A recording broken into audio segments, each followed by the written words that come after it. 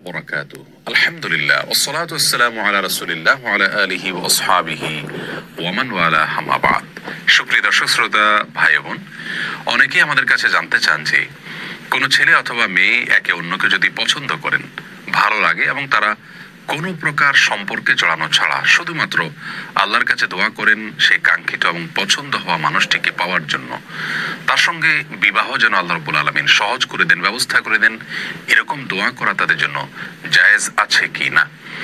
এই প্রশ্নের উত্তরে আমরা সহিহ মুসলিমের একটি হাদিস উল্লেখ করতে পারি, যেখানে প্রিয় নবী সাল্লাল্লাহু আলাইহি সাল্লাম ইরশাদ করেছেন, লা ইয়াজালু ইস্তাজাবু লিল আবদ মা লাম ইয়াদউ বিইসমিন আও কাতিআতি রাহমিন মা লাম ইস্তাজিল। অর্থাৎ বান্দার দোয়া আল্লাহ রাব্বুল আলামিন ততক্ষণ পর্যন্ত কবুল করতে থাকেন যতক্ষণ না সে কোনো পাপের কাজের জন্য দোয়া না করে এবং আত্মীয়তার সম্পর্ক ছিন্ন করার জন্য দোয়া না করে এবং তাড়াহুড়ো না করে।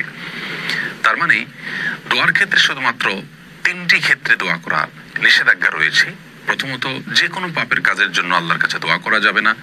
দ্বিতীয়ত, আত্মীয়তার সম্পর্ক ছিন্ন করার জন্য আল্লাহর কাছে দোয়া এবং প্রার্থনা করা যাবে না। এবং তৃতীয়ত, দোয়ার ক্ষেত্রে তাড়াহুড়ো করা যাবে না। এই তিনটি ছাড়া যে কোনো দোয়া আল্লাহর কাছে পেশ করা যেতে পারে। এই হাদিসের আলোকে আমরা বলতে পারি যে সুনির্দিষ্ট করে কাউকে জীবন সঙ্গী হিসেবে পাওয়ার জন্য আল্লাহ রাব্বুল আলামিনের কাছে দোয়া করাতে ইসলামী শরীয়তের দৃষ্টিকোণ থেকে মৌলিকভাবে কোনো বাধা নেই। এভাবে দোয়া করা যেতে পারে। তবে ইসলামী শরিয়া সেক্ষেত্রে একজন মুসলিমকে পরামর্শ দেয় তিনি যেন আল্লাহর কাছে কিছুটা শর্ত জুড়ে দিয়ে কোন নির্দিষ্ট ব্যক্তিকে জীবন সঙ্গী হিসেবে পাওয়ার দোয়া করেন। অর্থাৎ আল্লাহ, অমুক ব্যক্তিকে যদি আমার জীবন সঙ্গী হিসেবে পাওয়াটা আমার জন্য সার্বিকভাবে কল্যাণকর হয়, তাহলে আপনি সেটি আমার জন্য সহজ করে দিন। এভাবে দোয়া করাটা তার নিজের জন্য সার্বিকভাবে ভালো এবং উপকারী। আল্লাহ রাব্বুল আলামিন কোরআনে কারিমে বলেছেন, ওয়াসা আন তুহিব্বু শাইআন ওয়া হুয়া কুরহুল লাকুম।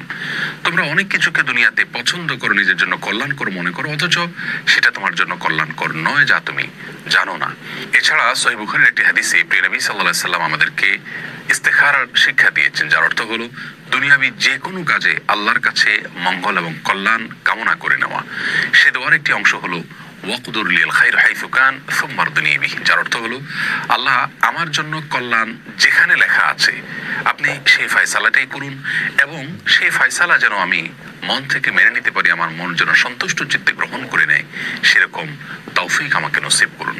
অতএব নির্দিষ্ট কোনো ব্যক্তিকে জীবন সঙ্গী হিসেবে পাওয়ার জন্য আল্লাহর কাছে দোয়া করাতে ইসলাম শরিয়াতে কোনো প্রকার বাধা নেই। তবে শর্ত জুড়ে দিয়ে যদি এভাবে দোয়া করা হয়, আল্লাহ তার সঙ্গে বিবাহে যদি আমার কল্যাণ লেখা থাকে, তাহলে আমার জন্য সেটিকে সহজ করে দিন, অন্যথায় আমার মন থেকে তাকে মুছে দিন। এরকম দোয়া করাটা বেশি উপকারী এবং কল্যাণকর।